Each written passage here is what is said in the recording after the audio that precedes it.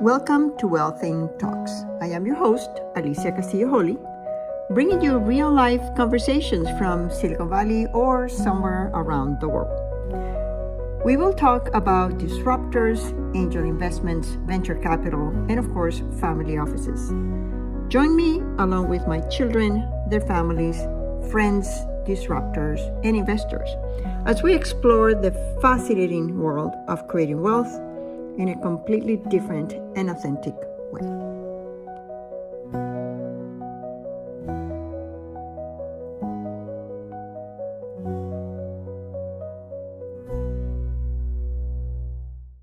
Well, hello, everybody. Alicia Castillo here, and it is an absolute delight to have Michel Thomas, Michel Michel Thomas, Thomas. Excellent. as a guest. He's trying to correct my French pronunciation. Oui, He, oui. oui, yeah, très bon. I needed my glass of champagne or something here, but I'm in California, so I'm not in France, so I'm okay. I'll just have water. Michel, thank you so much for being here. So exciting to have you as a guest. Same here, Alicia. Is it Alicia or Alicia? It is Alicia. Alicia. Yeah, Alicia. but in Spain they pronounce it Alicia, and in here they pronounce it Alicia, Alisa. I don't mind. I love I like Alicia better, so I'm going to say I Alicia. like Alicia. I like Sounds Alicia. good on my tongue, Alicia. It's very, very romantic. I Oh, love it. thank you. Merci, merci beaucoup. So, Michelle, you are running the Eco Channel. I want to ask you, how did you get to do that? And then I'm going to ask you what is exactly that you're doing. But Okay. how was the journey? Tell us, how did you get to do this? Well, I'm going to try to be as quick and succinct as possible.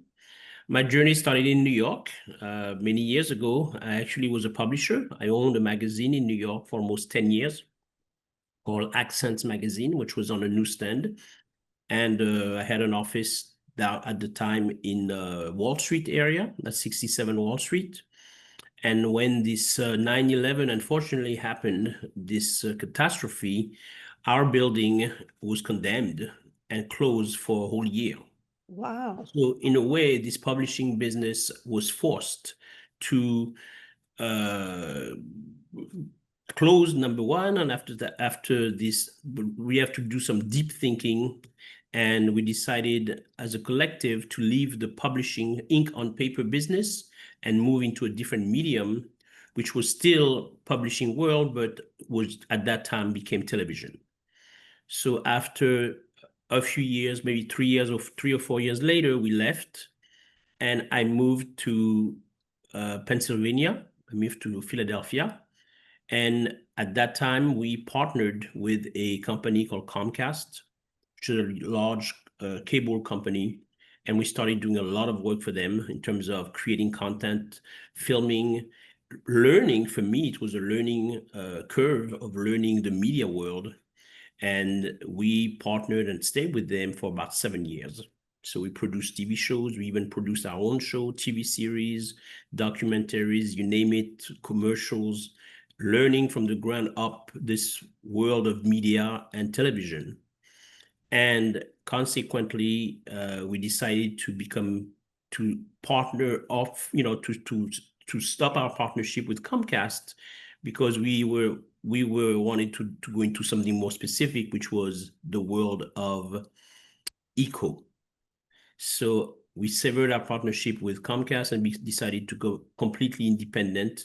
So we are no longer on cable. And 6 years ago, the Eco Channel was born. So we've been in the media world for about 15 years, but as an independent company like the Eco Channel on our own, as a standalone organization for 6 years. So we focus exclusively on eco initiatives and solutions geared to make our planet better and be a better steward of our beautiful Gaia. Oh, that's wonderful. How did you come to that conclusion? Was that a specific event? Was something triggering that? How many people formed the company? The Eco Channel or the previous, the No, the Eco Channel. The Eco Channel at the core has a group of about 9 people at the core of it. Some of them at the time, 1/3 was in California, in Los Angeles. The other portion was in New York, and myself, when I moved to Miami, which is South Florida, is there. So we still have the same formation. So we have correspondent in California, New York, Miami. So we kind of cover, it's a triangle of coverage. But of course, we've added correspondent now in many other parts of the country and outside of the country. So we have correspondent, we have a partnership in Germany, we have in Peru, we have Dominican Republic, Mexico, France, you name it. Wow. And how do you find the correspondent? Well, the correspondent often find us because of the mandate. I mean, the Eco Channel really was the first green TV channel in the US, focusing again on those eco initiatives. And by doing so, and of course, reporting and interviewing, we developed a network of interested parties and people who wanted initially to contribute, to be volunteer, to provide information in their part of the world of what was happening in the world of the green or blue economy.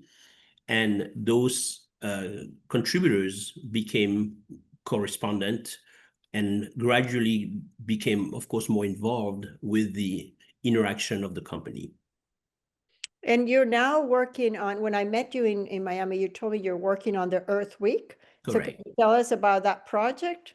Because I think that's very interesting. I'm excited about Earth Week because really is everything when you're in business, you always have a signature event or something that is really the tip of what you are doing. And we feel like Earth Week, Earth Day, we started by Earth Day, and now it's morphed into Earth Week, which is really a gathering of some of the sharpest mind in the world in a variety of industry.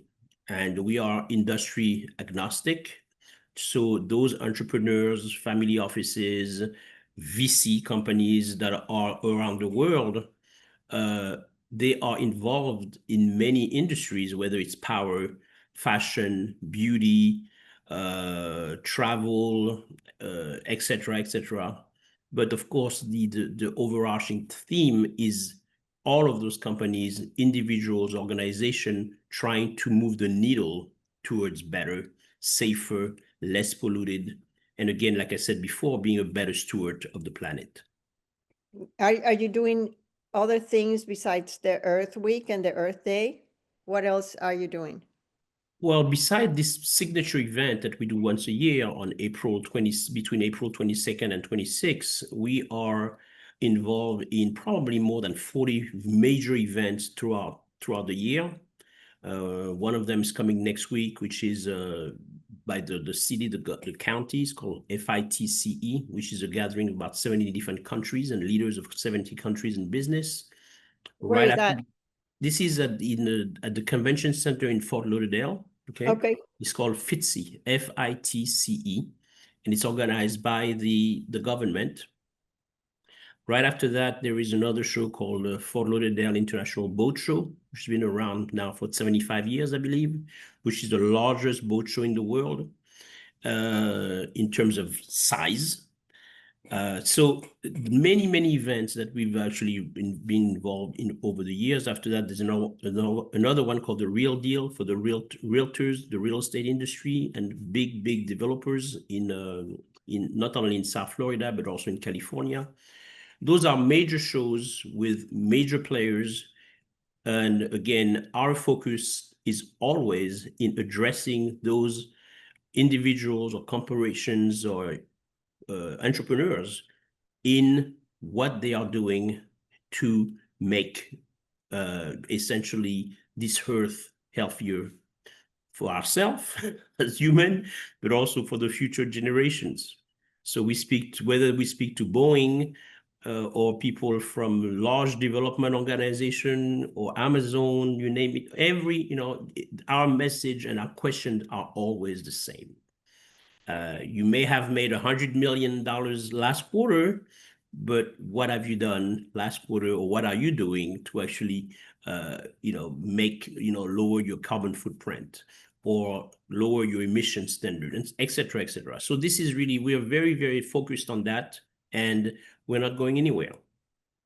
Well, thank you. Thank you for not going anywhere. Thank you for being here more often. Yes. And in more places. Let me ask you a personal question. So, if you were to, in this trajectory that you've had, there's some lessons that you've learned. If you were to tell you 20 years ago, when you were 20 years younger, what is the one thing that you would tell yourself? What is the lesson, the most important lesson that you've learned that you didn't know 20 years ago? Well, it's 20 years ago, I would say, when I started, even 30 years ago, when I started the business, I come from France. I was raised, educated in France, and I moved here in America. I wanted to do business, go to business because I wanted to make a difference. I had a passion for something. And again, before you can actually show your passion, you also have to learn the craft, or you have to learn what you are into. The same as if you have a passion of being able to help companies do business, you have to learn the business. And for me, it's always, I'm trying to learn as much as I can. Sometimes I don't learn fast enough. Sometimes I make lots of mistakes along the way. I mentioned the medium of television. When I entered that business about 15, 18 years ago, I didn't know anything at all. So I learned it not by going to school, but by learning it by trial and errors, and more trials and more errors, until we figured out how to create a show, until we figured out how to bring the emotional elements that will make a show viral, or make a show that people are going to want to watch by the millions. And that is really something that you have to learn, and it takes time, many, many, many years. There's only one Steven Spielberg, but I can tell you it's somebody who's been studying and a student of this art form for all his life. And for me, I would say I wish I started earlier, because there's a learning curve that you have to go through to learn as much as possible, to really understand and try to put the message through with force. And that is the learning. That's what you would tell yourself?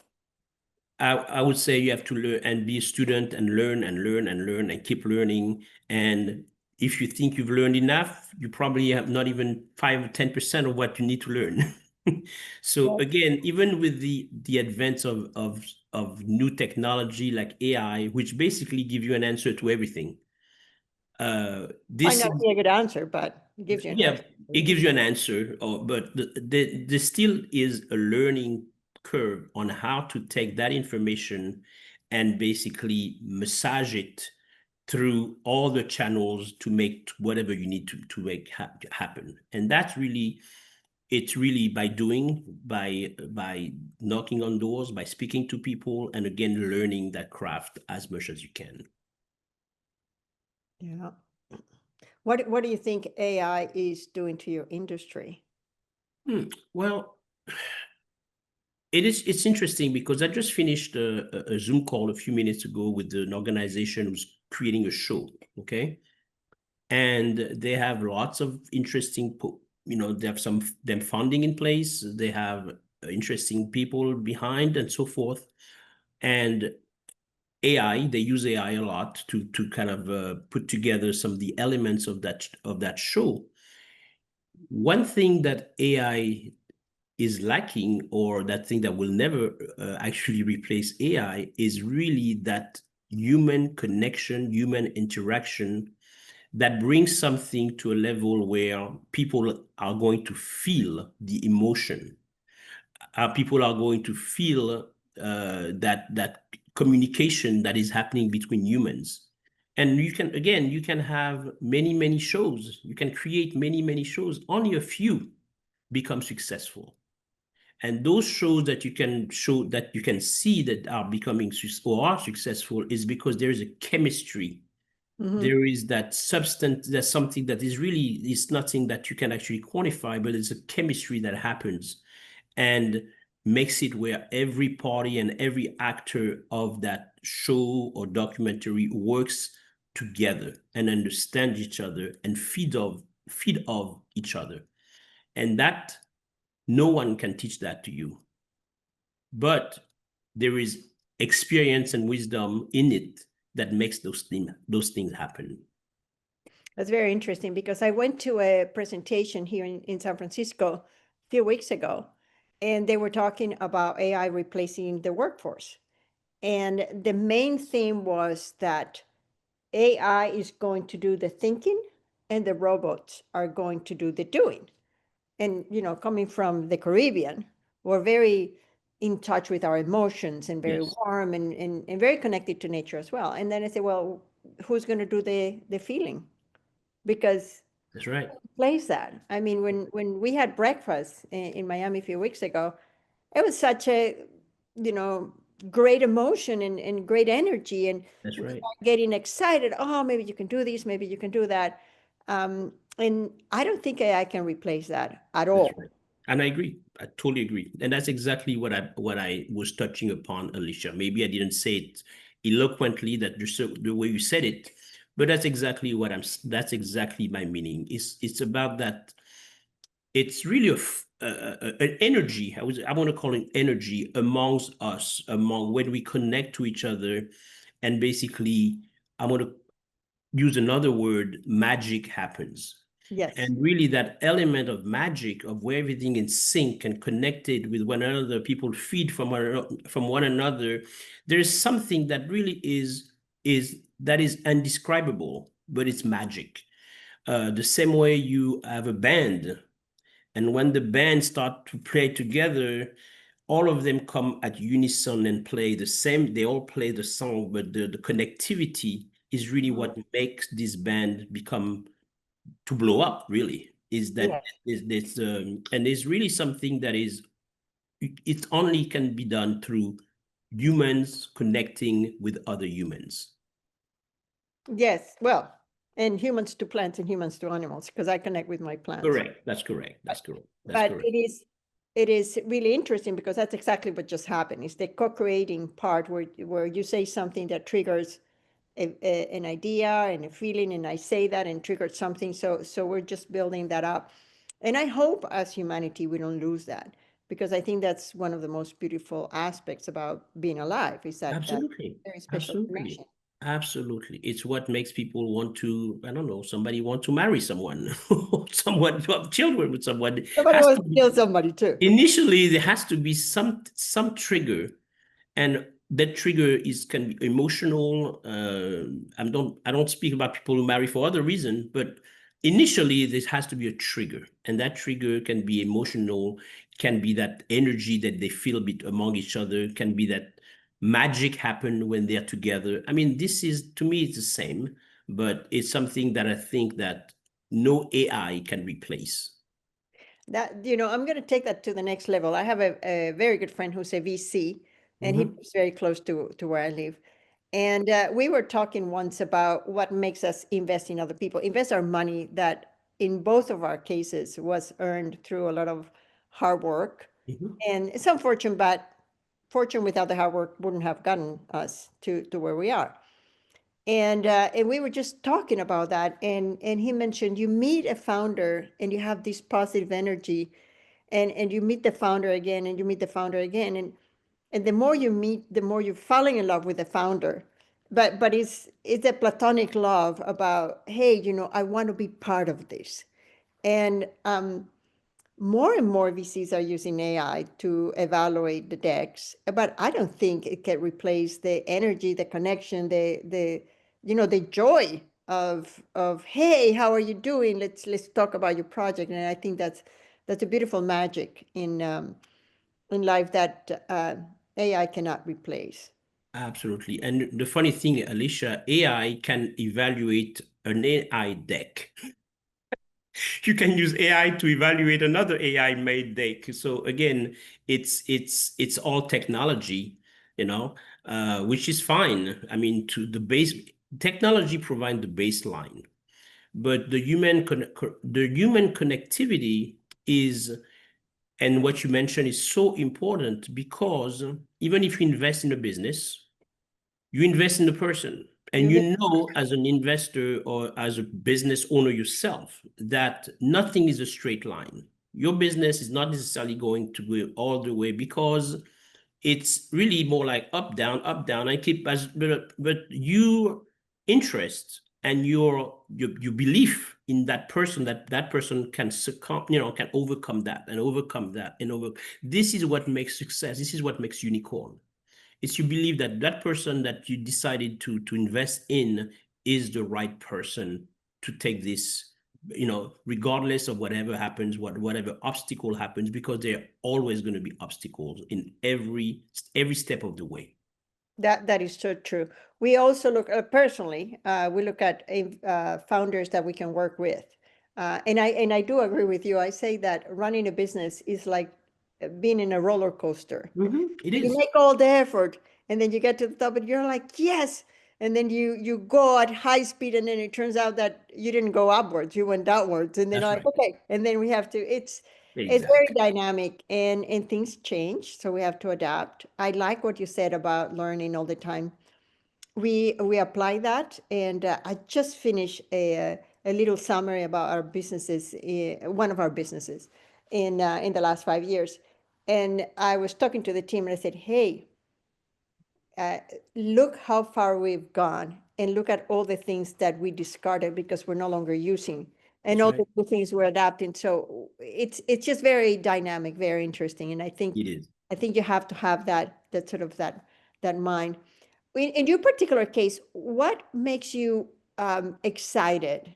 So a lot of people say, "What keeps you up at night?" I'm very positive. I'm incurable optimist. So I Mhm. want to go to the other side. What makes you wake up in the morning and say, "Oh my gosh, I can't believe I have another day. This is going to be fantastic. I'm so excited. I'm doing this that I'm so passionate about." What is that thing that lights up your fire? Well, what I'm doing actually is I am exactly where I need to be right now.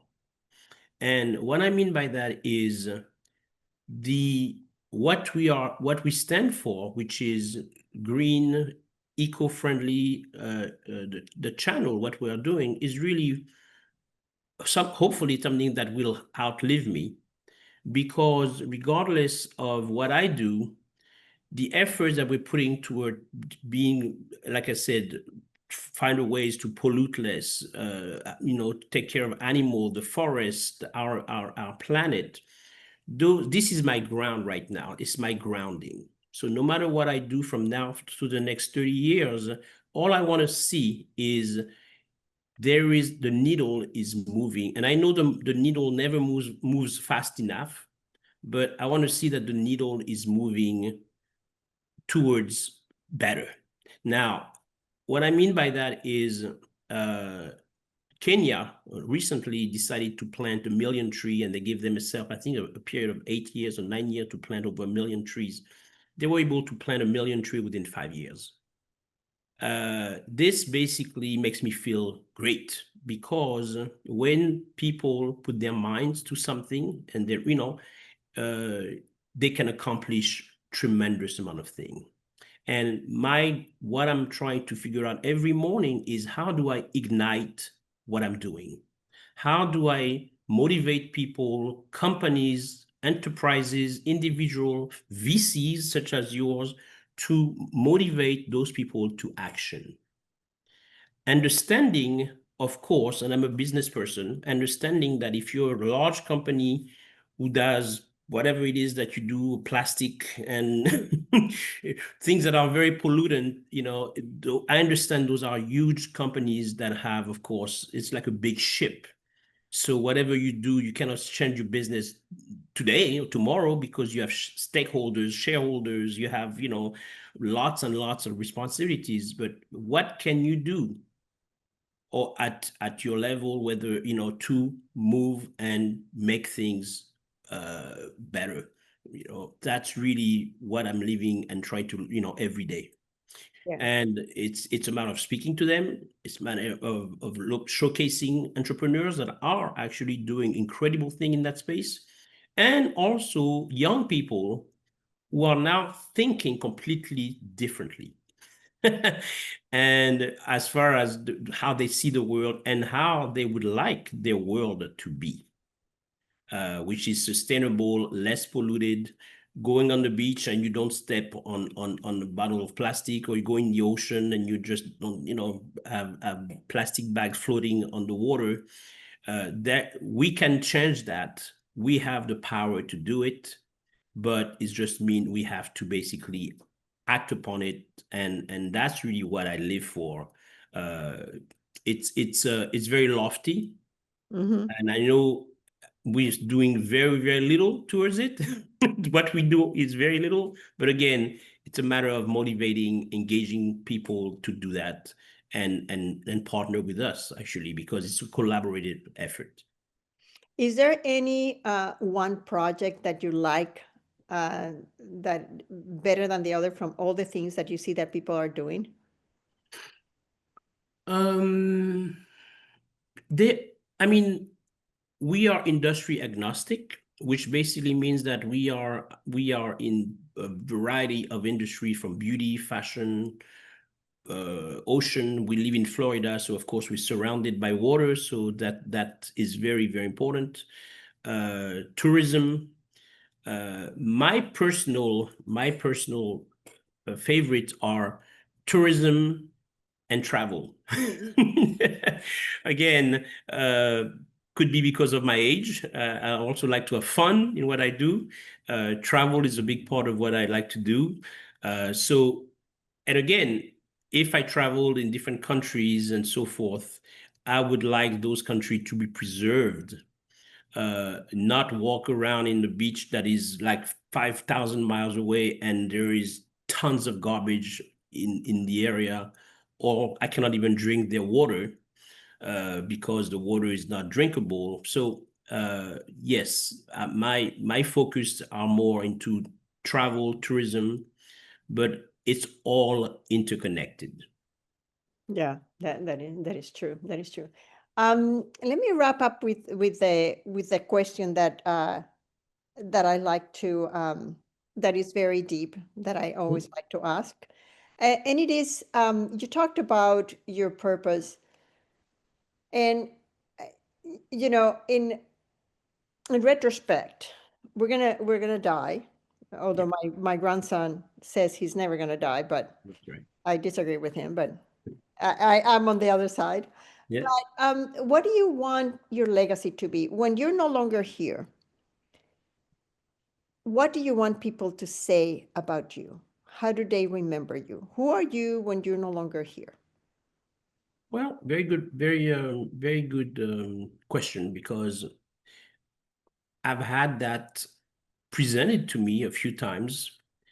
And when I had the business, when I was in New York and I had a publisher, I'm very happy to say that quite a few people, many years later, and I'm not going to name because it's not necessary, uh, contacted me and said, Michel, I was so happy because you started my business life. You started me as a business. I started this, then I became this, and now I'm on TV every day and so forth. So I'm so happy that you've done that. I'm so happy that you gave me an opportunity. So for me, it's about being consistent, and it's about being relentless in the pursuit of what you truly, truly, truly love doing. And again, when we started the eco channel, I cannot say that I was a eco pure, like a purist. I was like anybody else. I was, recycling. Sometimes I was not recycling. But I learned because as I'm going into this journey, I'm also a student of what I'm doing. And people, every single day, people contact me and say, Michel, this is what I'm doing, my little garden at home, my farm, this is what I'm doing. Could be good for your show. Or I go to a farm and this is what we're doing as far as, growing the salad, which is all hydroponic and so forth, is great for nature. You should have that on your show. See, so I really see that people who get engaged at their level of whatever they're doing, and everything that they do is important. And which means that what we are doing is important, not only for big corporation, but for the person who has like a little back garden in his backyard, somebody who doesn't even have a backyard but has plants in the house. Exactly. See, this is from my garden. That's right. So everything really is important because it's the power of one. One person can make a difference. Bigger companies, of course, have bigger means, but really this journey starts one person speaking to another person, speaking to another person. This is how big businesses are created. And legacy for me is absolutely within 3, 4, 5 years, I absolutely will be looking at exiting the business and having someone that will take the helm and take it to multi-billion-dollar business. And I will wish them the best to do that. Because really, it's not to me. Everybody who's listening, just go and contact you. Everybody wants to run that company. Yes, absolutely. Absolutely. It's there. The elements are there. The foundation is there. And it's a matter, of course, of growing this exponentially. And it's very, very much. And you're going to do something that you're going to love doing, and at the same time make an outstanding amount of money. Yeah. Yeah. Well, you don't have to compromise. I know, because that's the way I run my business and live my life. Correct. Thank you so much for being here with us. It has been a pleasure. And how do people contact you? Well, it's very simple. It's Michel, which is my first name, and the name of the company called The Eco Channel. So the is THE, the ECO Channel, CHANNEL. If they want to have information on Earth Week Miami, is the annual event that we are hosting, is the same. It's called earthweekmiami.com. So they can actually gather information. And they can go directly to our website, which is theecochannel.com, same. And that's it. That's pretty much, or Google, if you don't know who we are, just Google it and you'll find all our information. It's The Eco Channel, so you can Google it and find us. It's very, very easy to find. I'm very easy to connect with. And you can also go to LinkedIn if you want and find my name, Michel Thomas. So there's many, many ways to connect with us. Thank you so much for being here. Thank you, Alicia. Thank you, Alicia, for giving me your platform, listening to me, my ranting for 30 minutes. But hopefully it will go somewhere and touch someone. It will. Thanks a lot. Thank you again. Take care. Well, I hope you enjoyed this podcast as much as I did. Michel, there's two things that I took out of his interview or his podcast.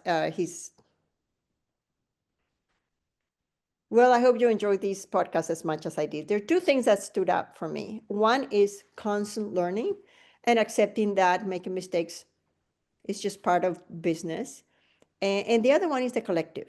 If we are going to make change in the world, if we're going to protect the world for us, for our other humans, and for others, animals and plants, we need collective. We need to join forces. So I hope you enjoy this. Thank you so much for being here. I'm your host, Alicia Castillo Holley. You're in Wealthing. Bye-bye. Thanks for tuning in to our Wealthing Talks. I hope you've enjoyed this conversation. To stay connected, visit us at wealthing.com. This is Alicia Castillo Holley, your host, and until next time, yours in Wealthing.